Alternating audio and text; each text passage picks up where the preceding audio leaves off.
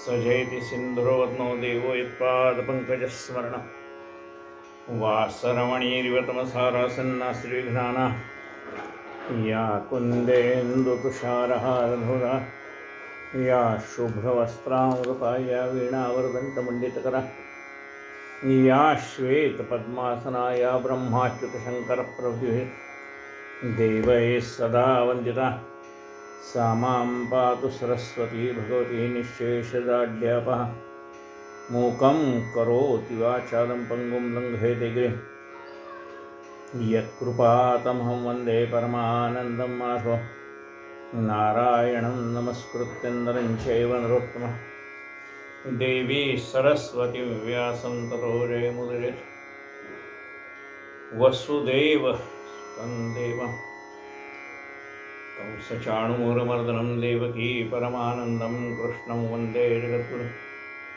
गुरुर्ब्रह्मा गुरुर्विष्णु गुरुर्देवो महेश्वरः गुरुः साक्षात् परब्रह्म तस्मै श्रीगुरुवे नमः। श्रोता वक्ता श्रीराम सहोदरे जय।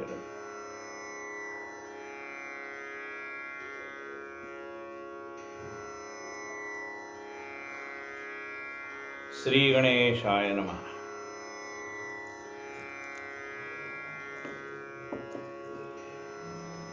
श्री गणेशाय नमः। आपण साई चरित्राचं चिंतन करतो आहे आणि साई चरित्रातला आता 19वा अध्याय सुरू आहे।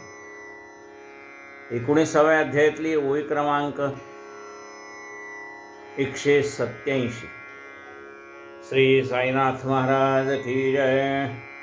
साई उपदेशान स्थळ न लगे समय काळ वेळ बसता उठता चालता निखळ सहजची सकळ उपदेश। साईबाबांना उपदेश करण्यासाठी एकाच जागी बसून ते उपदेश करत होते असं नाही। कधी संध्याकाळी बाहेर जाळ्याला साईबाबा लेंडीपर्यंत जायचे, विहिरीपर्यंत जायचे। त्यावेळेला जात असताना सुद्धा वाटेत कोणी भेटलं तर त्याला उपदेश करायचे। बरं, ती काही उपदेशाची वेळ ठरलेली होती का की सकाळी 8 त्यांना उपदेश मिळेल असं नाही। सकाळपासून रात्रीपर्यंत जेव्हा भक्त येतील मग ते बाबा एका जागी बसलेले असताना, चालत असताना, बोलत असताना, बसलेले असताना, ज्या वेळेला भक्तांची त्यांची गाठ होईल त्यावेळेला वेळेचं काळेचं कशाचं बंधन नाही, बाबा उपदेश करतातच। त्यांचं काम आहे उपदेश करायचं। आपलं काम आहे तो उपदेश ग्रहण करण्याचं, त्यासारखं वागण्याचं। ते त्यांचं काम करतात, आपण आपलं काम करायचं। हे विषयीची गोड कथा सादर श्रवण कीजे श्रोता, प्रत्यायी साईची सदयता तैसीच व्यापकता तयाची। एकदा एक भक्त श्रेष्ठ कोणाची कोणती बोलता गोष्ट स्वयंहून कुतर्काकृष्ट निंदा सन्निध झाले। गुण राहिले की कडा निंदा प्रवाहे मुखी दुसरा गोष्टीचा होऊन तुथडा आला की उभयडा पैशून्याचा। काही काही वेळा असं होतं की चेष्टेची कुचेष्टा होऊन जाते। एखाद्या माणसाने एखाद्याचा दुर्गुण सांगायची, समजा आपण 4 माणसं एकत्र बसलोय आणि पहा 4 माणसं एकत्र बसलेले असताना एखादा मनुष्य उठून गेला त्याच्या काही कामाला की तो मनुष्य उठून गेल्याबरोबर त्याची निंदा सुरू होते। मग त्यातला एखादा अवगुण एखाद्याने सांगायचे अवकाश, मला माहित आहे तो तसाच आहे, मला माहित आहे तो तसाच आहे। आणखीन 10 माणसं त्या निंदेमध्ये सहभागी होतात। वास्तविकता दुसऱ्याची निंदा करणं हे पाप आहे, हे माहीत नाही का? आणि दुसऱ्याची निंदा केल्यामुळे आपण जमा केलेलं पुण्य कमी होतं, हे माहीत नाही का? या परमार्थ मार्गातल्या माणसाला माहीत असतं की आपण जर दुसऱ्याची निंदा केली तर आपलं पुण्य कमी होतं। आणि म्हणून साधक जो आहे तो स्वतःहून कोणाची निंदा करत नाही, आणि कोणी निंदा करत असेल तर त्याच्याकडे तो लक्ष देत। पण सर्वसामान्य माणसाला काय असतं की निंदा करण्यामध्ये वेगळा आसुरी आनंद आनंद आहे, पण त्याला म्हणतात आसुरी आनंद. दुसऱ्याची निंदा करताना होणारा आनंद त्याला आसुरी आनंद म्हणतात. असल्या काहीतरी कारण असल्या कोणाचे काही घरी आचना करावे सन्मुख तयाचे प्रबोधन किंवा आणून तयाची. समजा एखाद्या माणसाचं काही चुकलं असेल, एखाद्या माणसामध्ये काही दोष असेल, तर त्याच्या समोर त्याला तो दोष सांगितला पाहिजे. त्याच्या पाठीमागे बोलून त्याला तर काय कळणार आहे. म्हणून एखाद्याच्यातला दोष जावा असं आपल्याला आपले मित्र आहेत, आपल्याला एखादा त्या मित्रातला एखादा दोष जावा असं वाटत असेल तर त्याला एकांतामध्ये बोलून त्याच्याला दोष सांगावा, किंवा सांगावं, बाबा अरे काय करतोस हे, याने तुझं भलं होणार नाही, असं वागू नकोस, हे सांगावं. मागून त्याची निंदा करण्यात काय अर्थ आहे. निंदा कधीही करू नये हे तो प्रत्येक जाण्याचं परिनवृत्ती जई जई दाबली जाय ती ना समाय पोटात. निंदा करू नये कोणाला कळत नाही का. साधकांना सुद्धा कळत. पण साधक अवस्थेच्या आधी असलेली निंदा करण्याची प्रवृत्ती, साधका झाल्यानंतर तो निंदा करत नाही, खरंय, पण साधक होण्याच्या आधी त्याची जी मूळ प्रवृत्ती असते ती उफाळून वरती येते, बाहेर येतं, स्वभावे. आत काय दडलंय ना ते मूळ आपण दडून टाकले असं, नको बाबा आता निंदा बिंदा काही करायची नाही, ही मूळ वृत्ती आहे, ती दाबून ठेवली आपण परमार्थामध्ये. पण कधीतरी असा प्रसंग येतो की ती मूळ वृत्ती पुन्हा उफाळून येते आणि आपण लोकांच्या निंदा करण्याच्या कार्यक्रमात सहभागी होतो. निंदा कधीही करू नये हे तो प्रत्येक जाणे स्वये परीन वृत्ती जै दाबली जाय ती ना समाये पोटात. तेथून मग ही कंठी, कंठातून जिवेची तटे, तेथून हळूहळू उठी सुखसंतुष्टी प्रवाहे. मग ही जी दुसऱ्याची निंदा करण्याची प्रवृत्ती ती दाबली आहे, पण तिला अनुकूल वातावरण मिळालं की ती पुन्हा उफाळून वरती येते.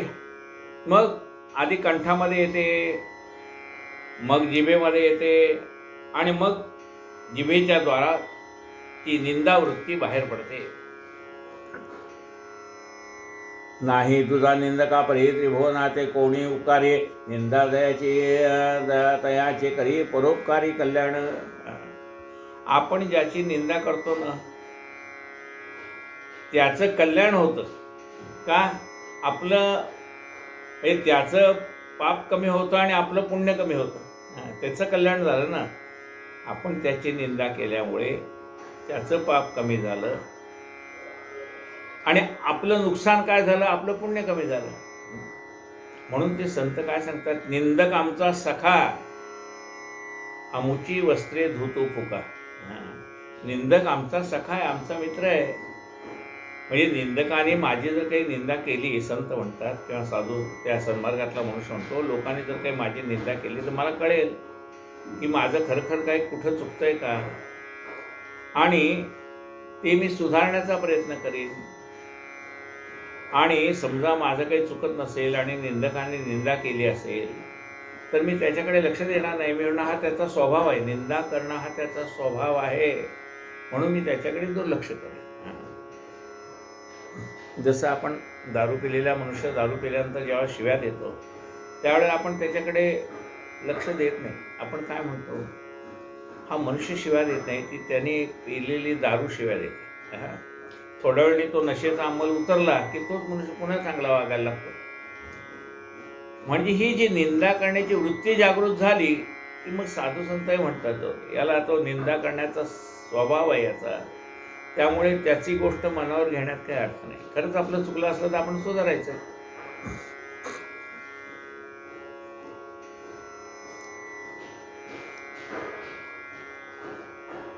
कुणाही कोणी दुजा निंदका परी त्रिभुवनातही कोणी उपकारी, निंदा दयाची तयाचे करी परोपकारी कल्याण. निंदा दयाची तयाचे करी परोपकारी कल्याण. मळ काढती कोणी रिठ्याने, कोणी साबणाधिक साधने, कोणी शुद्ध निर्मल जीवने निंदक जिव्हेने काढती. कोणी आपल्यावरती साठलेला मळ काय करतात, कोणी रिठे लावून साफ करतं, कोणी म्हणाले साबणाने साफ करतं, आणि निंदक आपला मळ जिभेने काढतो. मळ काढते कोणी रिठाणे, कोणी साबणाधिक साधने, कोणी शुद्ध निर्मल जीवने, निंदक जिव्हेने काढिते स्वीय मानसिक अधोगती, परोपकारार्थ जे साहते अवर्णनीय ती महदपकृती, निंदक निश्चिती अतिवंद्य, पावलो पावली सावध करती, निंदाभिषेक दोष कळविते, भावे पराचे अनर्थ टाळविते, उपकार हे किती मानू मी निंदकाचे उपकार मानतो. का की निंदक आपल्यातले असलेले दोष आपल्याला आपल्या कानावर पडतात. त्या निंदकांनी निंदा केल्यानंतर कोणीतरी आपल्याला आपल्या मित्रापैकी येऊन सांगता, हो काल तो तुमची निंदा करत होता. मग आपण विचारतो काय म्हणत होता तो.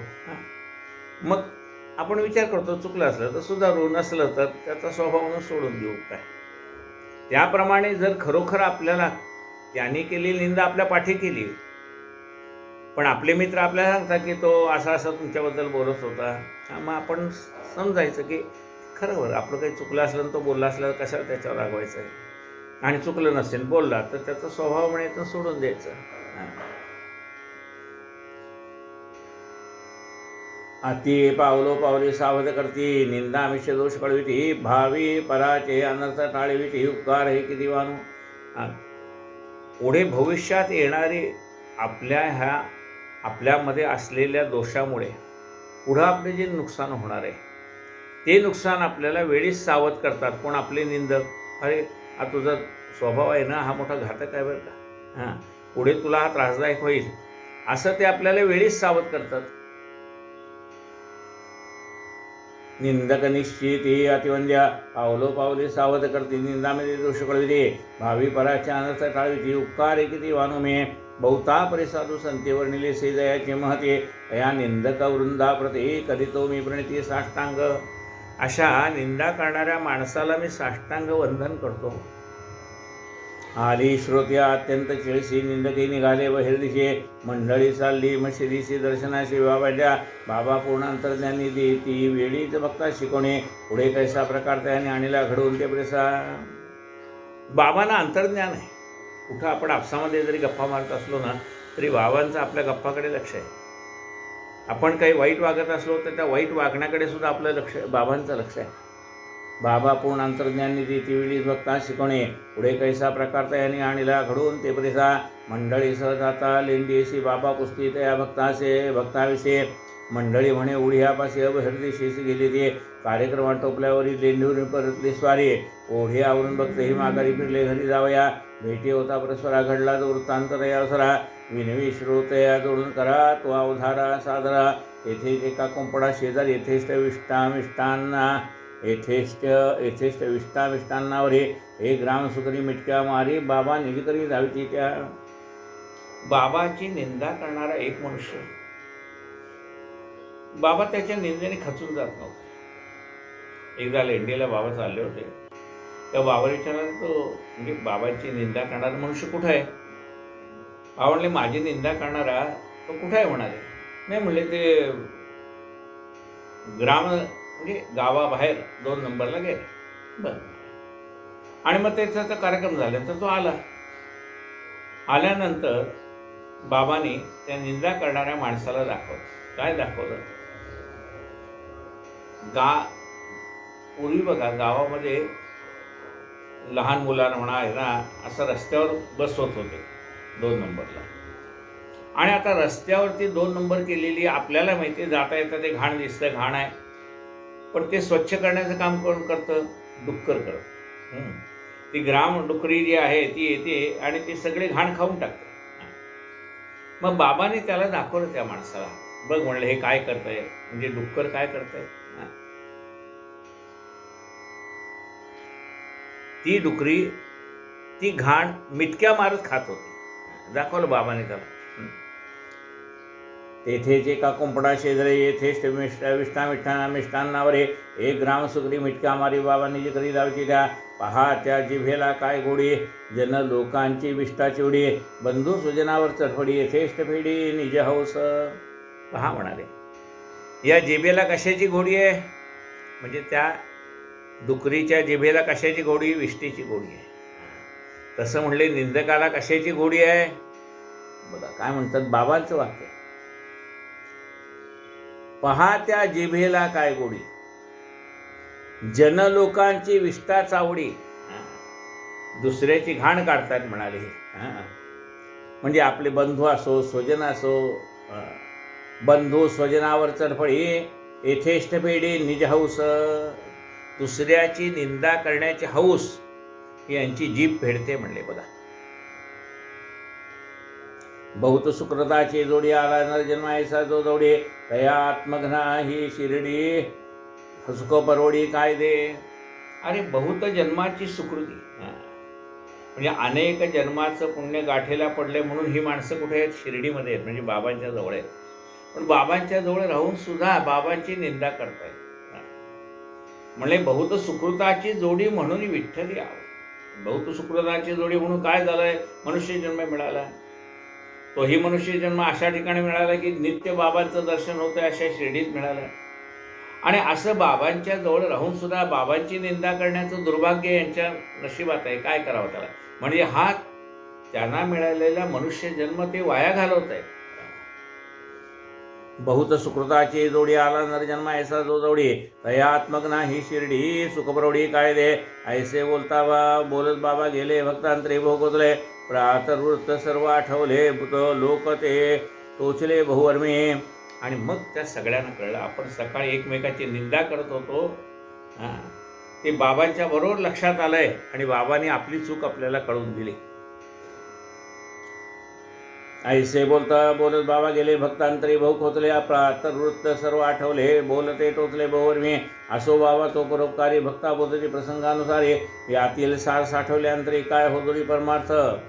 यातलं सार आपल्याला कळलं पाहिजे. काय सार आहे या कथेतलं? सार काय लक्षात ठेवायचे? ह्या कथेतलं सार म्हणजे डुक्कर लक्षात ठेवायचं आहे का? काय लक्षात नाही. ह्या कथेतलं सार काय आहे तर दुसऱ्याची निंदा करू नये हे सार आहे आणि ते लक्षात ठेवायचं आहे. कथा सांगितली जाते, कथा महत्त्वाची नाही, कथेतलं जे सार आहे ते महत्त्वाचं आहे. यात बाबांना काय म्हणायचं आहे ते महत्त्वाचं आहे. बाबांना यातनं असं सांगायचं आहे, बाबा तुम्हाला हा मनुष्य जन्म मिळाला आहे त्याचं सार्थक करा. म्हणजे ज्या जिभेने तुम्ही निंदा करताय ती जीभ तुम्हाला नरकाला देईल, पण त्याच जिभेने रामनाम घेतलं किंवा सद्गुरूचं नाव घेतलं तर तीच जीभ तुमचा उद्धार करेल. असेल जरी माझा हरी तरी मज देईल खाटल्यावरी, म्हणीची असत्य ना खरी परित्य अन्नाच्छादने. लोक म्हणतात असेल माझा हरी तर देईल खाटल्यावरी देतो, पण त्यांनी काय घेतलेली असती जबाबदारी आपल्याकडे की तुला अन्न वस्त्र निवारा कमी पडू देणार नाही, तेवढीच.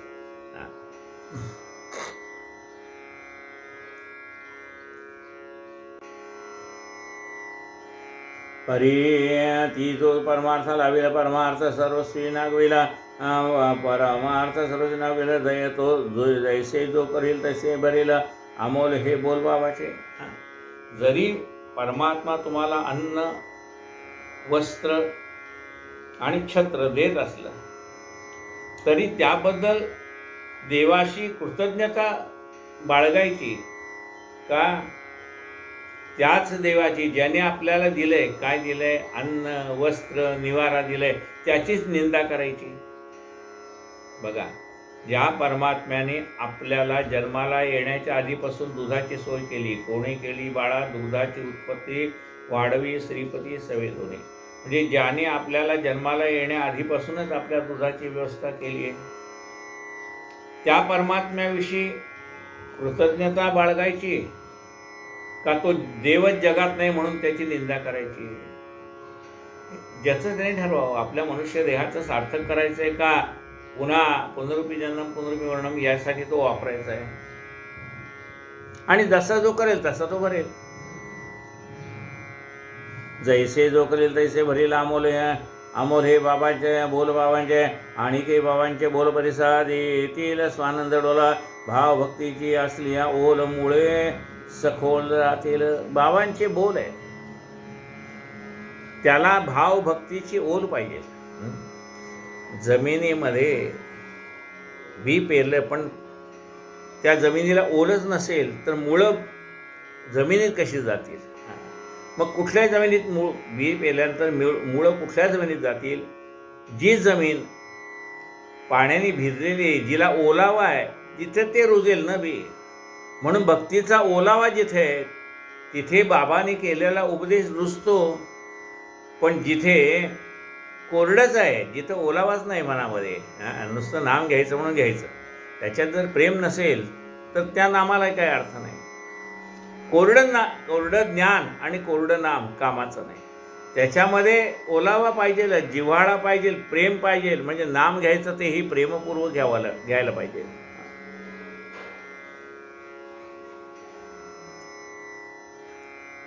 आणि की बाबांचे बोल परिसरात स्वानंद डोला, भाव भक्तीचे असल्या ओल मुळे सखोल जातीला, जलस्थल काष्ट प्रदेशी जनिवनी देशी विदेशी, संचलो मी तेजी आकाशी एकदेशी मी नव्हे.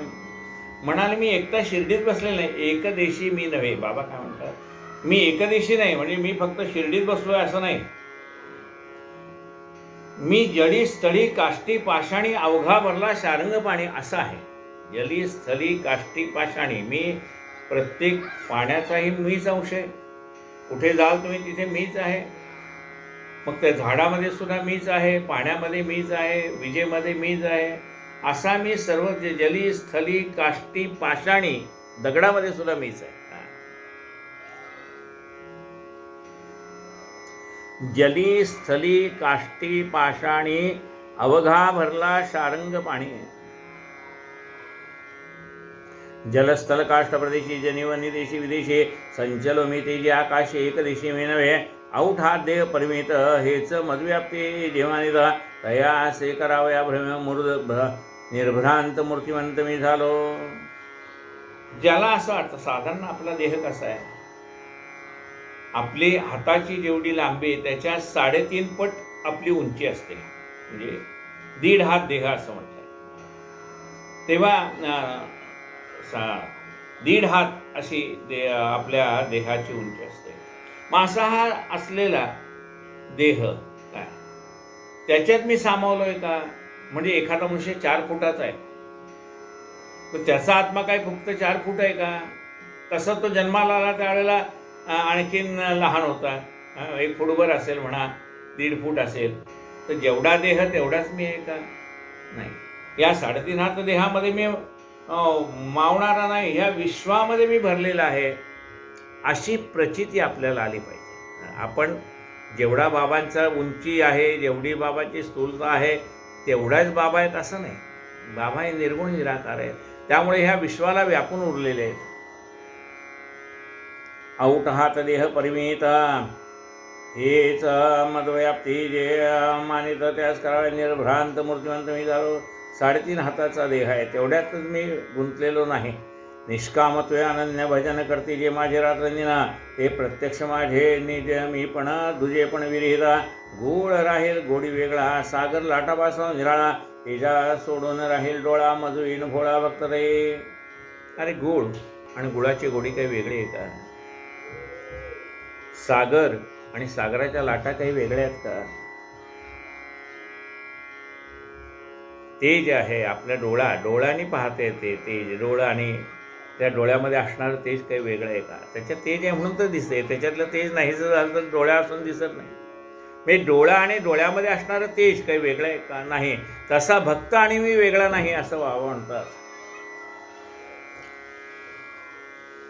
गोळ राहील गोडी वेगळा, सागर लाटापासून निराळा, तेजा सोडून राहील डोळा मधुईन भोळा भक्त रे. सुखावा जन्म मरण आवर्त ऐसे दयाचे म्हणे निषेध, प्रयत्न राहावे धर्मवंत स्वस्थ चित्त सर्वदा. ज्याला असं वाटतं की ह्या जन्म मरणाचा फेरा चुकावा, त्याने धर्मवंत राहावं. त्यागावे तेणे बोलवर मी कोणाचे दोने, म्हणजे धर्मवंत राहावं म्हणजे काय करावं ते पुढे सांगितलंय. त्यागावे तेणे बोलवर मी, लोकाच्या मनाला लागेल असं बोलू नये. वर्मी म्हणजे ज्यामुळे त्याचं मन दुखेल असं वर्मी घाव म्हणतात. आता एखादा मनुष्य पांगळा आहे, त्याला पांगळेपणाचं दुःख आहे का नाही? पण आम्ही जर त्याला असं म्हणलं हे पांगळा इकडे, एखाद्याचा हात लोळा आहे त्याला म्हणजे हे लोळ्या इकडे, एखाद्याला डोळ्याला दिसत नाही या आंधळ्या इकडे, म्हणजे काय झालं? त्याला अंधत्वाचं आधी दुःख आहे. आंधळा म्हटलं तर अधिक दुःख आहे, पांगळेपणाचं दुःख आहे, पांगळ्या म्हटलं की अधिक दुःख आहे, खोळपा म्हटलं तर अधिक दुःख आहे. म्हणजे त्या आम्ही जे बोलतो त्या शब्दामुळे त्याच्या वर्मावरती बोट ठेवलं जातं. हं? आपल्या घरी काही समजा मुला बाळा त्याचं नाव ठेवायचं असलं, हे त्या बाईला बोलू नका बरं का, तिला मूलबाळ काही नाही, तिला अरे तिला मूलबाळ नाही हा का तिचा दोष आहे? पण त्याच्यावरती मार्मिक म्हणजे वर्मस्पर्शावयाचे शब्द सहसा कोणास न बोलावे. लोकांचं वर्म स्पर्शलं जाईल असे बोल आपल्या मुखातनं बाहेर पडू नये. वर्मस्पर्शाचे बोल सदोष सहसा कोणास न बोलावे. आता यांना मुलबाळ नाही आहे, 2 वर्ष झाली, 4 वर्ष झाली, पण पुन्हा विचारतं, का हो तुम्हाला काय नातवंड पतवंड आहे का हो तुम्हाला काय हो काय? अरे तुला करायचं काय? त्याला नातवंड असले तर तू त्यांची शाळेची फी भरणार आहेस का? त्यांना मुलं झाले असतील तर त्यांच्या मुलाची फी तू भरणार आहेस का? कशाला तुला काय उद्योग येत आहे?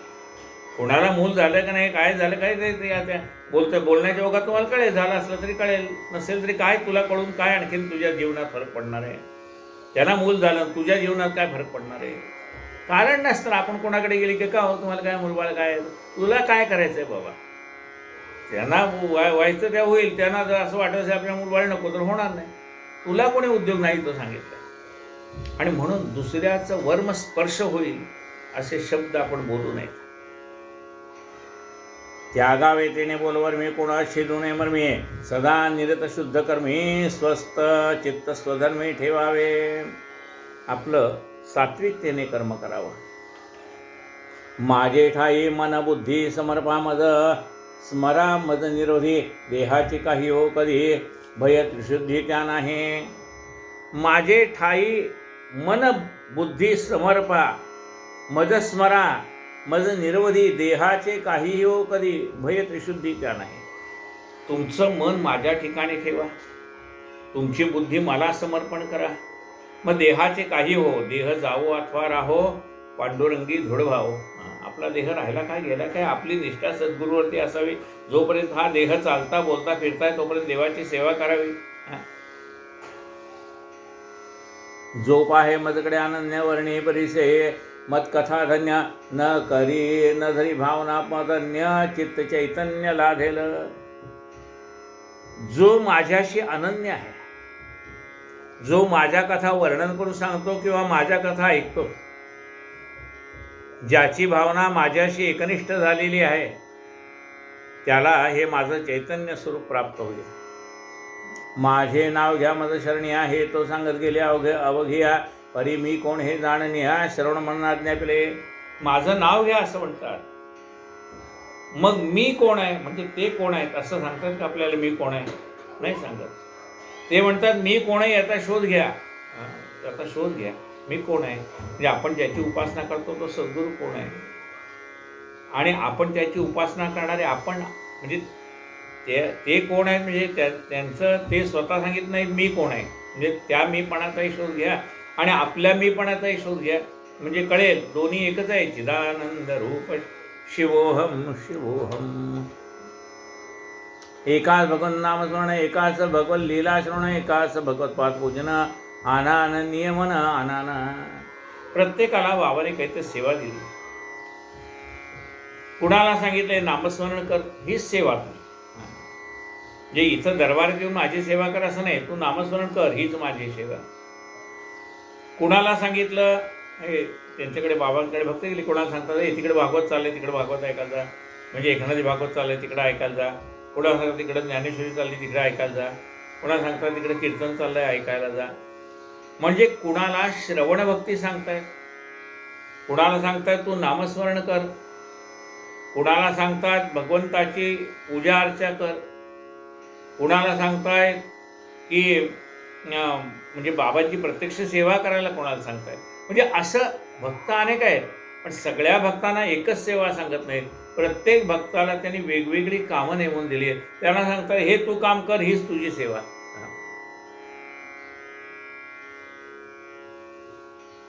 कोणा साध्यात्म रामायण, कोणा ज्ञानेश्वरी पुरशरण, कोणा असं हरिवर्धा पारायण, गुरुचरित्रावलोकन, कोणा ते कुणा सांगतात तो अध्यात्म रामायण वाचत जा, कुणा सांगतात ज्ञानेश्वरीचं पारायण कर, कुणा सांगतात हरिवर्धा नावाचा भगवंता गोपालकृष्णाची लीला वर्णन करणारा ग्रंथ आहे हरिवर्धा तो वाच. कुणाला सांगतात गुरुचरित्र वाच. त्याचं चिंतन कर.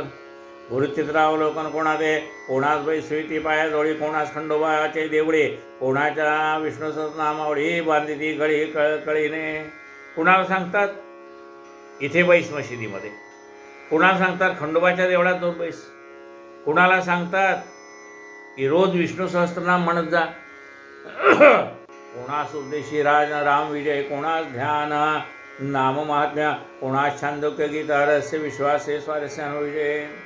कुणाला सांगतात की तू रामविजय वाचत जा, कुणाला सांगतात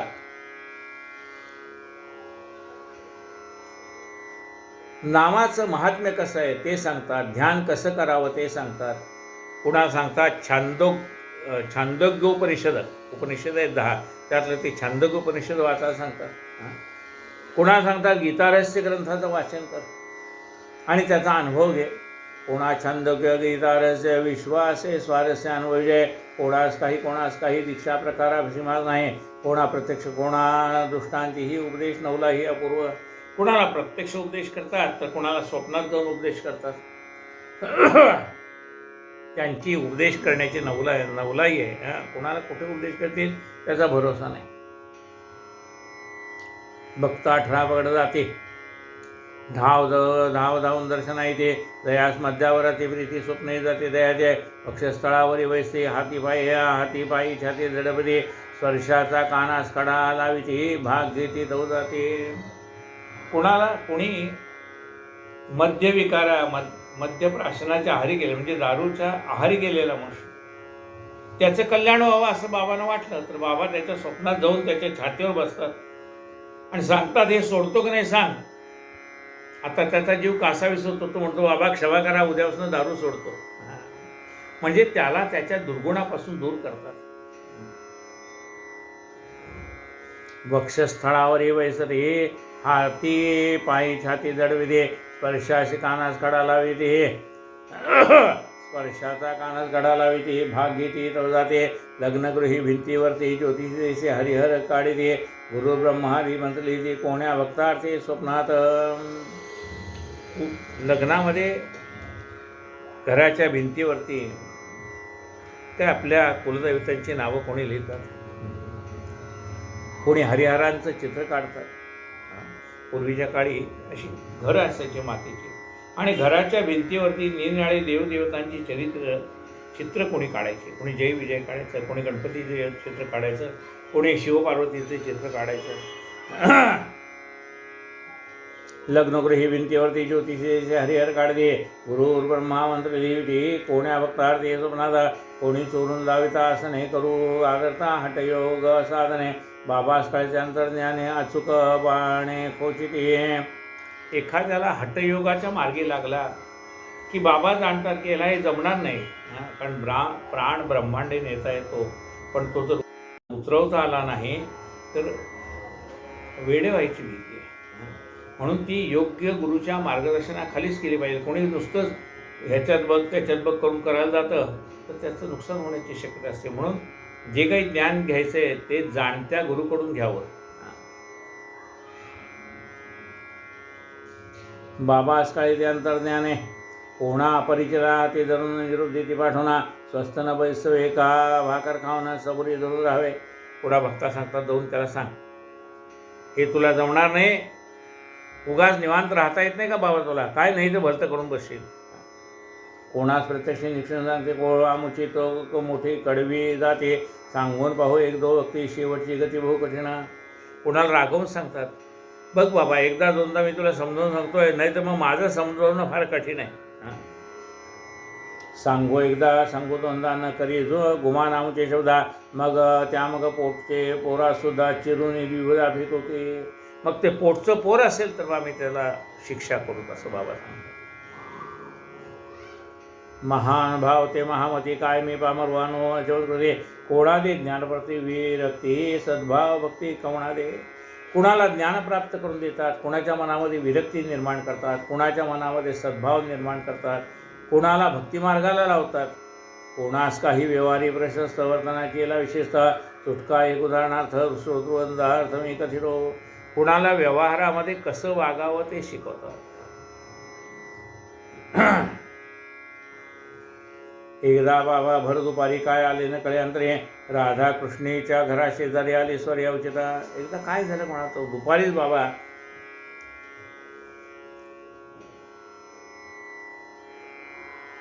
राधाकृष्णाबाईस साईबाबा राधाकृष्णी म्हणत तिच्या घराजवळ आले बाबा. समेत होते काही जण म्हणते आणारे निसण. तो एकाने तात्काळ जाऊन शिडी ते आणून ठेवली. आणारे म्हणले शिडी आणा. एकाने शिडी आणून बाबाच्या समोर ठेवली. बाबा तिला ती घरावरी स्वये चढती छपरावरे, कोणा न ठावे काय अंतरी योजना तरी काय हे. वामन गोलकराची घरा शिडी लावली ते अवसरा, चढले शिडीवरून छपरा स्वये धरधरा श्रीसाई. येथून राधाकृष्णीचे छपर शेजारीच घराशी घर, तेही वळंगून गेले सूत्र काय हा चमत्कार कळेना. राधाकृष्णाबाईस मात्र ते संदेश मोठा प्रखर, आला होता शीतज्वर अत्यंत अस्थिर त्या होत्या. दोघे दो बाजू धरू लागत तेव्हाच बाबा चालू शकत. स्वयं एवढे असता अशक्त ओठून सामर्थ्य हे आले. लगेच दुसरी बाजूची वळतना वळंगून या तेथे उतरणा, तेथेही लावून ती निसणं खाली उतरू आले. खाली उतरून बाबांनी त्या राधाकृष्णीच्या घराच्या अलीकडे शिडी लावली. त्यांच्या घरावर चढले. त्या घरावरनं त्या राधाकृष्णीच्या बाईच्या छपरावरनं पलीकडच्या घरावर गेले आणि तिथनं पुन्हा त्याने शिडीवरनं बाबा खाली उतरले. वास्तविकता बाबांना एवढा अशक्तपणा होता की दोन बाजूला दोन माणसं त्यांना धरायला लागत. असा शरीरामध्ये अशक्तपणा असताना सुद्धा बाबा एवढं छप्पर चढून पलीकडनं उतरले. लोकांना आश्चर्य वाटलं. लगेच दुसरी बाजूची वळंगून तेथे उतरण तेही लावून तीच निसणं आले उतरून खालते. पाय लागता धरेसे 2 रुपये निसणं वाल्या असे दिले बाबाने अति दक्षिणेशी अवलंबले तात्काळ. मग ज्याने शिडी आणली होती त्या माणसाला बाबांनी लगेच 2 रुपये देऊन टाकले. लावली दोठाई शिडी हीच काय ती वैष्णवाची बरोडे, यथार्थ बाबा भरपाई एवढी करती फिडी तयाची. त्यांनी काय काम केलं. ह्या घराला शिडी लावली, बाबा त्या शिडीवरनं चढले, पलीकडनं उतरले, पुन्हा इकडची शिडी उचलली तिकडे लावली. काम किती सोपं होतं. पण एवढ्या साध्या शुल्लक कामाचे बाबाने त्याला 2 रुपये दिले. म्हणजे त्या काळातली गोष्ट आहे. लोकांना आश्चर्य वाटणार एवढ्या कामाचे 2 रुपये कशाला दिले. लावली दोठाई शिडी हीच काय ती शेवाळी पडे, यथार्थ बाबा भरपाई एवढी करते फेडी द्यायचे. ज्यांना सहजी जिज्ञासा निसणवाल्यास इतका पैसा, बाबा देती तरी काय हा कैसा. म्हणते पुसा तयाचा केला एकाने ते धीर, बाबा देते प्रत्युत्तरा, कोणाच्याही श्रमाचा भार फुकट भार घेऊ नये. बाबा तुम्ही याला त्या 2 रुपये कशाला दिले. आपसात चर्चा चालली. कोणीतरी म्हटलं तुम्हीच बाबांना विचारा. एकाने विचारलं बाबांना, बाबा काम तर एवढंच आहे, तुम्ही सांगितलं असतं आम्ही पण शिडी लावली असती. त्याला पैसे द्यायची काय गरज होती आणि तुम्ही त्याला पैसे कशासाठी दिले विचार. बाबा म्हणले अरे कुणाकडूनही फुकट काम करून घेऊ नये. एक हेला एकाने ते धीर, बाबा देते प्रत्युत्तरा, कोणाच्याही श्रमाचा भार फुकट भार घेऊ नये. कोणाही पासून घ्यावे काम परी जाणावे त्याचे श्रम, लावावा जीवासायसा नियम फुकट परिश्रम घेऊ नये. बाबाने आपली शिकवण दिली. काय शिकवण दिली. कुणाचाही श्रम फुकट घेऊ नये. त्याला 2 पैसे मिळाले तर तुम्हाला आशीर्वादच देईल. तुम्ही जर त्याला 2 पैसे न देता त्याच्याकडे काम करून घ्याल तर त्याच्या तोंडातून आशीर्वाद निघेल का याचा विचार करावा. कोणापासूनही घ्यावे काम परी जाणावे त्याचे श्रमा, लावावा जीवायसा नियम फुकट परिश्रम घेऊ नये. कोणी जाणावे खरी इंगित, बाबा हे काय ऐसे करिता, हे तो तयांचे तया अवगत संतांतर्गत अतिगूढ. असं बाबाने का केलं. लोकांना शिकवण द्यायची होती की कुणाकडनंही फुकट काम करून घेऊ नका. परिस्थितामुखी जे उद्गार ते सर्वस्वी आम्हा आधार ठेविता, दैसा वर्तन निर्धार चालेल व्यवहार सुरळीत. असं जर आपण व्यवहारामध्ये वागलो की कुणाचे श्रम फुकट घेणार नाही तर व्यवहार सुरळीत होईल, लोकांचे आशीर्वाद मिळतील. असो पुढील अध्यायाची गोडी यावून आहे आधी अति चोखडे, एका मोलकर्णीची पोर भाबडी, कोडे उलगडी श्रुतीचे गणुदास प्रासादी खरदास, उपकार करावया प्राकृत जनासा, ईशावास्य भाषांतर असं करावया कास घातले. आता पुढच्या कथेमध्ये एका मोलकर्णीच्या छोट्या मुलीने श्रुतीचा अर्थ कसा सांगितला ते आपल्याला कळेल. संत दासगणू महाराजांनी ईशावास्य उपनिषद ते संस्कृतमध्ये त्याच्यावरती भाष्य करायचं ठरवलं, पण पहिल्या श्लोकाचा अर्थ त्यांना जमेना, म्हणून त्यांनी बाबांना विचारायचं ठरवलं की या श्लोकाचा अर्थ काय. ईशावास्य भाषांतरास कराव्या घास घातले, साई कृपे ग्रंथ लिहिला, परी काही गुढात राहिला, तेने मनात संशय पडला, कैसा फेडला बाबाने. बाबा वद शिर्डीत बसून पारल्यास जई जाशील परतना, काकाच्या घरची मूलकरणी शंका समाधान करेल.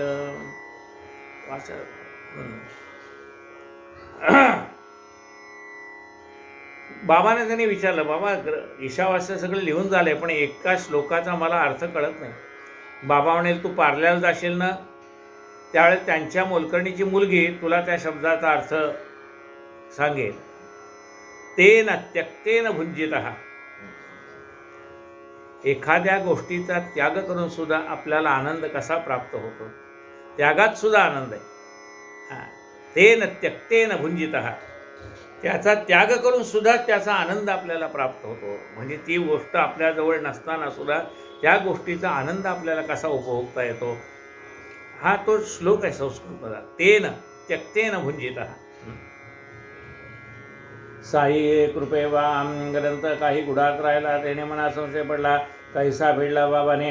बाबा होत शिर्डीत बसून पारल्या जई जाशील परतुना, काकांच्या घरची मोलकर्णी शंका समाधान करेला.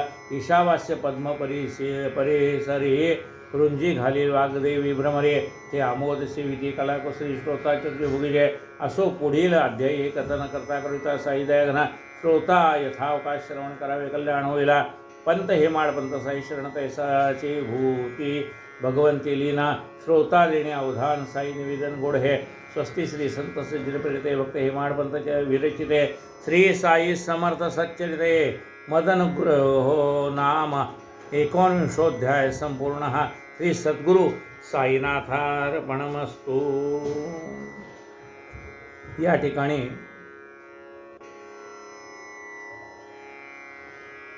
19वा अध्याय पूर्ण झाला.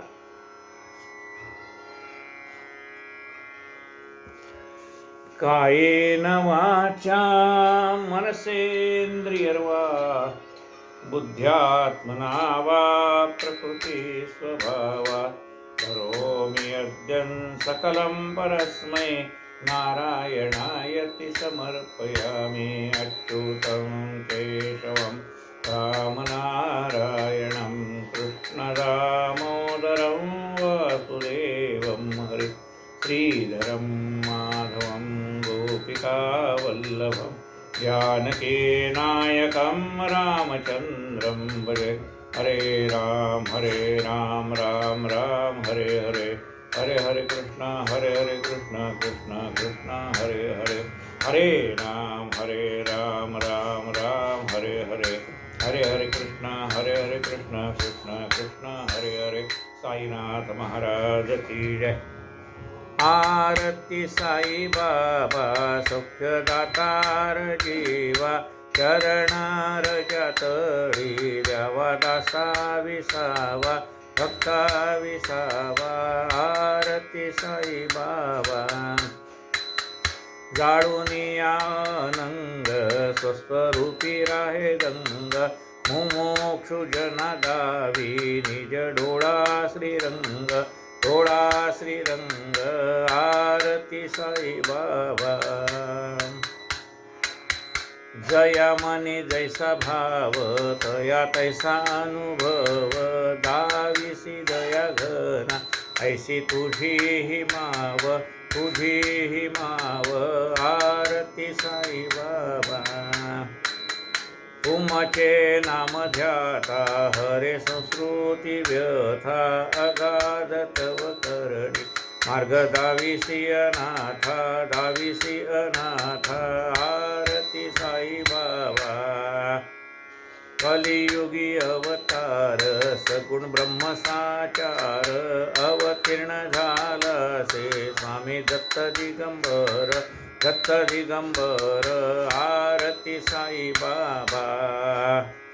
8 दिसा गुरुवारी, भक्त करी तिवारी, प्रभुपद पहावया, भव भय निवारी, भय निवारी. आरती साई बाबा. माझा निज द्रव्य ठेवा तव चरणरज सेवा मागणे हेची आता तुम्हा देवाधिदेवा देवाधिदेवा आरती साई बाबा इच्छित दिन चतक निर्मल तोय निज सुख पाजावे माधवाया सांभाळा पोली भाक अपोली भाक आरती साई बाबा आरती साई बाबा सुखदातार जीवा चरण रजातडी जावा दासा विसावा भक्ता विसावा आरती साई बाबा झाले लोटांगण वंदीन चरण डोळ्यानी पाहे रूप तुझे प्रेमे रंगीन आनंद पूजन भावे वाळेन म्हणे नमा त्वमेव माता पिता त्वमेव बंधुः सखा त्वमेव विद्याधरणं त्वमेव सर्वं मम देवदेव कायेन वाचा मनसेन्द्रियैर्वा बुद्ध्यात्मना वा प्रकृतिस्वा वा करोमि यज्ञं सकलं परस्मै नारायणाय स्मत् अच्युतं केशवं रामनारायणं कृष्णदामोदरं वासुदेवं हरि श्रीधरं माधवं गोपिकावल्लभम् जानकी नायकं रामचन्द्रं भजे हरे राम राम राम हरे हरे हरे कृष्ण कृष्ण कृष्ण हरे हरे हरे राम राम हरे हरे कृष्ण कृष्ण कृष्ण हरे हरे साईनाथ महाराज की जय।